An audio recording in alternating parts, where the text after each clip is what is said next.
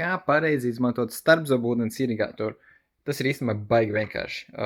Jums ir šāds te irigātors, protams, viņš var būt dažādu formu atkarīgs no ražotāja, bet tas princips visiem ir vienāds. Mēs attaisām viņam vāciņu, lai nu kur viņam būtu konkrēti šim viņš ir rekur augšā, ielējam iekšā parastu krānu ūdeņi, ja viņš jums ir normāls, jums ir normāli kaļķains vai netīrs, nezinu, duļķains tur ūdens, tad varbūt ielējam parasto dzeramo ūdeni no 5 litru kanniņas vai no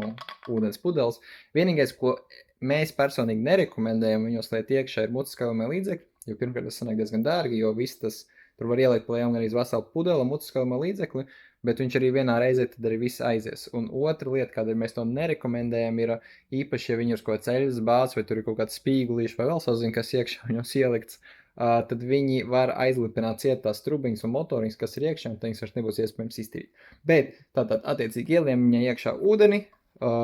izvēlamies viņam režīmu, ja viņam vairāk režīmu, izvēlamies intensitāti, droši vien, ja tikko sākāt lietot, tad izmantojam mazāko intensitāti, lai nesāpētu, kamēr pierast, un mēs pārliecamies pāri pa izliet, ieliekam šo te mazo snīpīti mutē, un lēnām no viena gala uz otru galu pārbraucam, un pēc tam tieši tāpatās no iekšpuses, un lielākie daļa no irigātoriem šais te uzgalīts grozās uz riņķi, līdz ar to viņi var pagrozīt tā kā vajag, lai būtu vērtāk piekļūt, un